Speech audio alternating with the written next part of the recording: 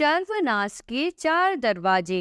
एक ब्राह्मण दरिद्रता से बहुत दुखी होकर राजा के यहाँ धन याचना करने के लिए चल पड़ा।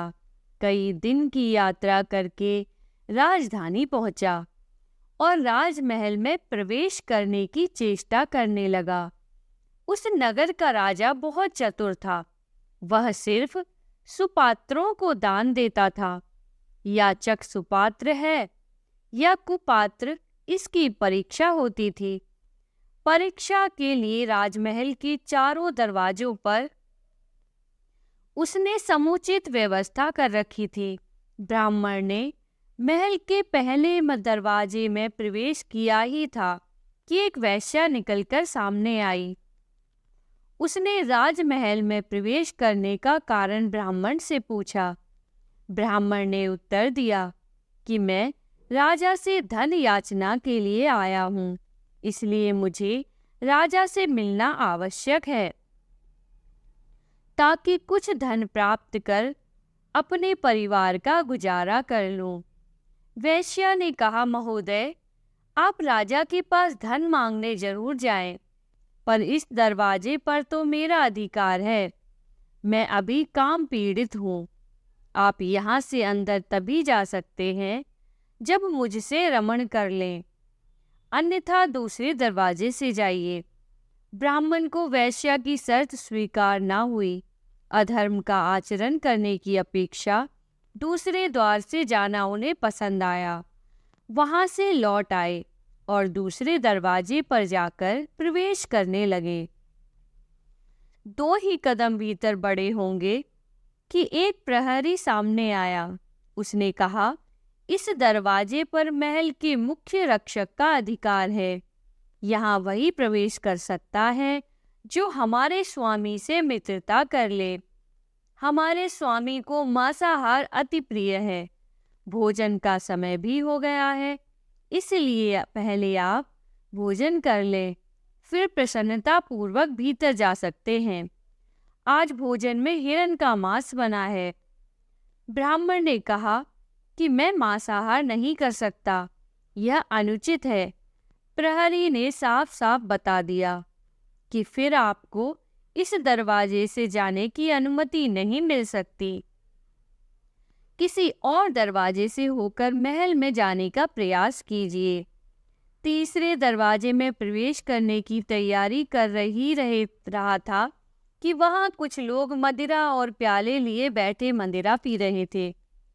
ब्राह्मण उन्हें अनदेखा करके घुसने लगा तो एक प्रहरी आया और कहा, थोड़ा हमारे साथ मद्य पियो, तभी भीतर जा सकते हो। यह दरवाजे सिर्फ उनके लिए ही हैं जो मदिरा पान करते हैं। ब्राह्मण ने मद्यपान नहीं किया और उल्टे पांव चौथे दरवाजे की ओर चल दिया। चौथे दरवाजे पर पहुंचकर ब्राह्मण ने देखा कि वहां जुआ हो रहा था। जो लोग जुआ खेलते हैं वे ही भीतर घुस पाते हैं। जुआ खेलना भी धर्म विरुद्ध है। ब्राह्मण बड़े सोच विचार में पड़ा। अब किस तरह भीतर प्रवेश हो? चारों दरवाजों पर धर्म विरोधी शर्तें हैं। पैसे की मुझे बहुत जरूरत है, इसलिए भीतर प्रवेश करना भी जरूरी है। एक ओर धर्म था तो दूसरी ओर धन। दोनों के बीच घमासान युद्ध उसके मस्तिष्क में होने लगा। ब्राह्मण जरा सा फिसला। उसने सोचा, जुआ छोटा पाप है, इसको थोड़ा सा कर ले तो तनिक सा पाप होगा। मेरे पास 1 रुपया बचा है, क्यों ना इस रुपये से जुआ खेल लूं और भीतर प्रवेश पाने का अधिकारी हो जाऊं। विचारों को विश्वास रूप में बदलते देर न लगी। ब्राह्मण जुआ खेलने लगा। 1 रुपये के 2 हुए, 2 के 4, 4 के 8। जीत पर जीत होने लगी। ब्राह्मण राजा के पास जाना भूल गया और अब जुआ खेलने लगा। जीत पर जीत होने लगी। शाम तक हजारों रुपयों का ढेर जमा हो गया। जुआ बंद हुआ। ब्राह्मण ने रुपयों की गठरी बांध ली। दिन भर से खाया कुछ ना था। भूख जोर से लग रही थी। पास में कोई भोजन की दुकान ना थी। ब्राह्मण ने सोचा, रात का समय है, कौन देखता है, चलकर दूसरे दरवाजे पर मांस का भोजन मिलता है, वही क्यों ना खा लिया जाए। स्वादिष्ट भोजन मिलता है और पैसा भी खर्च नहीं होता, दोहरा लाभ है। जरा सा पाप करने में कुछ हर्ज नहीं। मैं तो लोगों के पाप के प्रायश्चित कराता हूँ, फिर अपनी क्या चिंता है, कर लेंगे कुछ न कुछ। ब्राह्मण ने मांस मिश्रित स्वादिष्ट भोजन को छक्कर खाया। अस्वाभाविक भोजन को पचाने के लिए अस्वाभाविक पाचक पदार्थों की जरूरत पड़ती है। तामसी विकृत भोजन करने वाले अक्सर पान बीड़ी शराब की शरण लिया करते हैं। कभी मांस ना खाया था, इसलिए पेट में जाकर मांस अपना कर्तव्य दिखाने लगा। अब उन्हें मद्यपान की आवश्यकता हुई। आगे के दरवाजे की ओर चले और मदिरा की कई प्यालियां चढ़ाईं। अब वह 3 प्रकार के नशे में थे। धन काफी था, साथ में 100 धन का नशा, मांसाहार का नशा और मदिरा भी आ गई थी।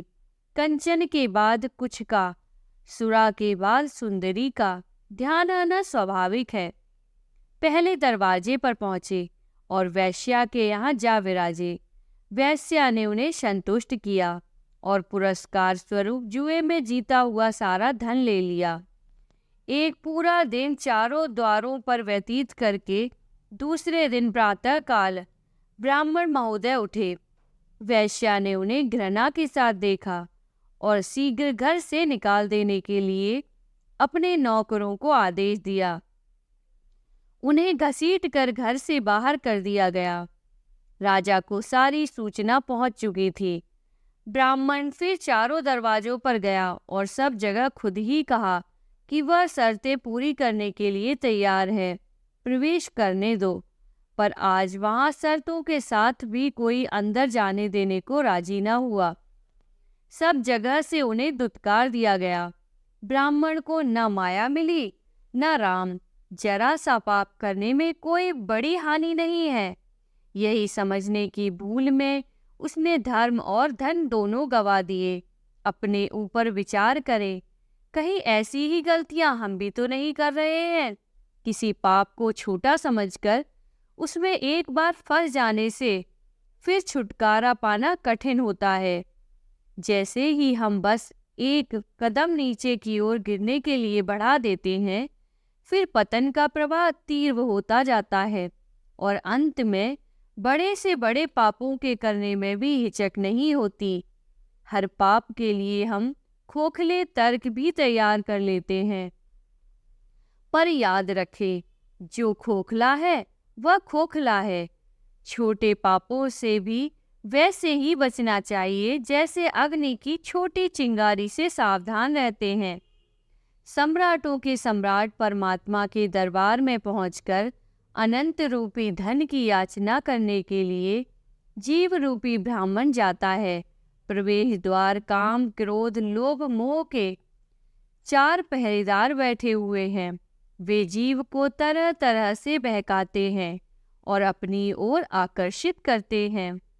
यदि जीव उनमें फंस गया तो पूर्व पुण्यों रूपी गांठ की कमाई भी उसी तरह दे बैठता है जैसे कि ब्राह्मण अपने घर का 1 रुपया भी दे बैठा था। जीवन इन्हीं पाप जंजालों में व्यतीत हो जाता है और अंत में वैश्या रूपी ममता के द्वार से दुत्कार जाकर रोता पीटता इस संसार से विदा होता है। ध्यान रखना, कहीं आप भी उस ब्राह्मण की नकल तो नहीं कर रहे। कोई भी व्यक्ति 2 के समक्ष कुछ नहीं छुपा सकता।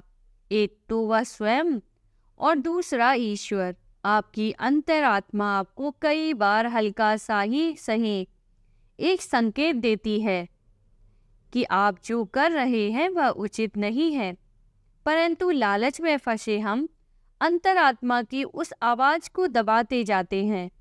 अंतरात्मा की आवाज धीरे धीरे धीमी हो जाती है और एक दिन ऐसा भी होता है कि आपकी अंतरात्मा आपको टोकना भी बंद कर देती है। बस समझ लीजिए कि उस दिन से आप पूर्ण रूप से पापी बन चुके हैं। जैसे ही आपको सही और गलत का फर्क दिखाने वाली ईश्वरीय शक्ति आपकी अंतरात्मा ने आपका साथ छोड़ दिया है, अब आपको गर्त में जाने से कोई नहीं रोक सकता। बहुत से लोग कहते हैं कि संसार में पापी ही फूलते हैं और यह उनका वहम है। उन पापियों के पूर्व जन्म के कुछ ऐसे पुण्य होते हैं जिनके प्रताप से उन्हें छोटी छोटी सफलता मिलती रहती है।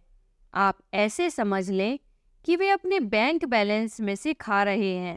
अगर उन्होंने अपने कर्म अच्छे रखे होते तो उस बैंक बैलेंस में वृद्धि करके वह संसार के स्वामी बन सकते थे, पर वह तो उसे नष्ट करते जा रहे हैं।